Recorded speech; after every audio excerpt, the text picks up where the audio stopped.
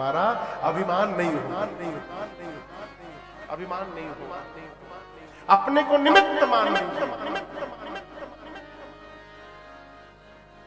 सारे जहां के मालिक तेरा ही आसरा है, सारे जहां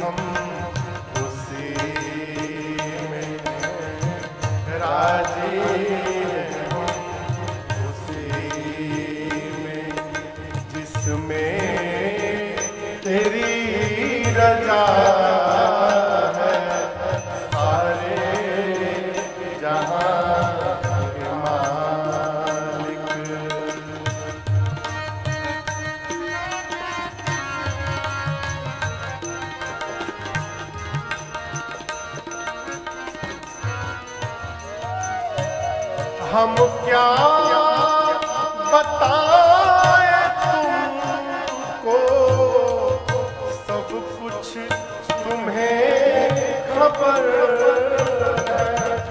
हम क्या बताएं तुमको, सब कुछ तुम्हें खबर है। हर हाल में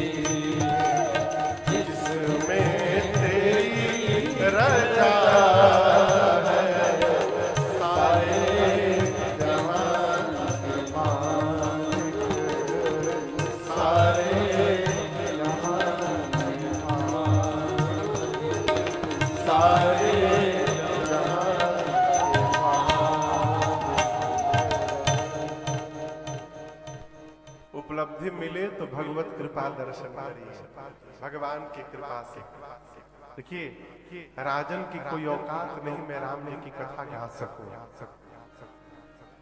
इन लोगों की कोई क्षमता नहीं कि भगवान की कथा की आयोजन करा सके। राम जी ही इसे निमित्त बना के करवा रहे हैं, राम जी ही हमको निमित्त बना करके सुनवा रहे हैं, और राम जी ही आपके भीतर बैठ के सुन रहे हैं। निमित्त बनिए, कर्ता ना बनिए। कर्ता बनने से अभिमान होगा।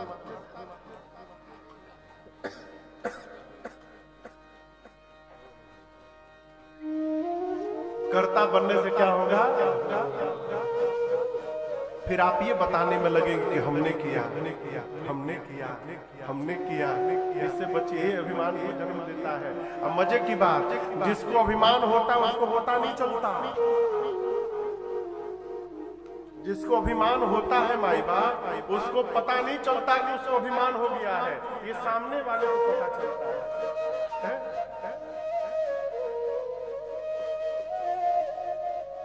अभिमान हुआ दक्ष को, और भगवान शिव को अपमानित करने के लिए दक्ष ने हरिद्वार में यज्ञ की रचना की और सभी को बुलाया, छोड़ ब्रह्मा विष्णु महेश। अब आप कहोगे शंकर जी को क्यों अपमानित करना है? दक्ष अपने दामाद भगवान शिव को ही शत्रु मानते हैं। ब्रह्म सभा हम सन दुख माना। एक बार ब्रह्मा जी की सभा लगी, ब्रह्मा जी के यहाँ सभा लगी थी। जैसे आप लोग बैठे हैं ना, सभी देवताओं दिक्पालों की मीटिंग थी, सभी लोग बैठे थे। सबके जाने के बाद अंत में दक्ष प्रजापति वहां पहुंचे। तो दक्ष जब आए ना, तो सभी देवताओं ने खड़े होकर उनका अभिवादन किया। केवल 3 लोग नहीं खड़े हुए थे। कौन कौन? ब्रह्मा जी, विष्णु जी और महेश जी। अब दक्ष को ये नहीं दिख रहा है कि सभी ने प्रणाम किया, उनको क्या दिखाई पड़ा? 3 लोग नहीं प्रणाम किए। ये हमारे दुख का सबसे बड़ा कारण है। हम कहीं जाते हैं तो ही देखते के प्रणाम कई हो ना, कौन कौन नहीं किया इसकी लिस्ट बनाओ। और ऊपर से कहते हैं आपने हमारा अपमान कर दिया। किसी ने किसी का अपमान नहीं किया। हमारे महाराज जी कहते बाबू, जहां जहां सम्मान की कल्पना करके जाइएगा, वहां से अपमानित होकर के आना पड़ेगा। कल्पना न करिए, उदासीन रहिए। अब दक्ष को लगा कि इन्होंने मेरा अपमान कर दिया, कोई बात नहीं, ब्रह्मा जी और विष्णु जी से कोई बात नहीं, भगवान है ये लोग, लेकिन शंकर तो मेरे दामाद है। ससुर जी आए और दामाद खड़े होकर अभिवादन न करे, और शंकर जी को पता नहीं चला कब उनके ससुर जी आ गए। बाबा तो माला पकड़ के राम राम राम राम में लगे हुए थे। और उसी दिन से दक्ष ने शत्रु मान लिया। गोस्वामी जी कहते हैं, दक्ष लिए मुनि बोली सब करन लगे बड़े।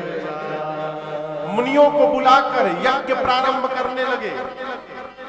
अब यज्ञ में किसको बुलाया जाएगा? आवाहन होता है देवताओं का। यज्ञ में किसका आवाहन होता है?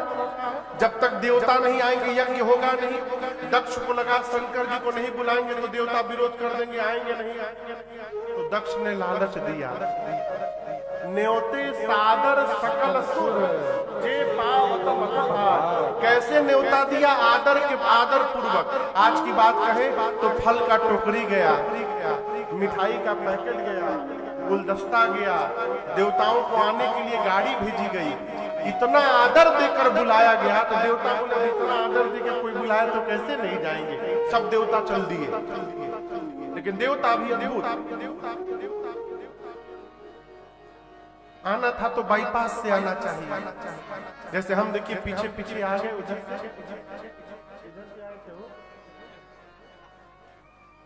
गेट कहाँ है? गेट कहाँ है? हमरा गेटवा कहाँ हो गए। हम पीछे पीछे आ गए, इधर से निकल गए। लेकिन देवता ऐसे नहीं आए। देवता बीचों बीच आए कि सबको पता चले कि हम आ गए हैं। देवता सब कैलाश के ऊपर से अपने अपने विमान में बैठकर देवियों के साथ जाने लगे। कैलाश के ऊपर विमान पहुंचा तो देवताओं ने देवियों से कहा और तेज गाओ, जोर जोर से गाओ। नीचे कथा चल रही है, शंकर भगवान मां सती को कथा सुना रहे हैं। माई का मन थोड़ा कथा में कम लगता है।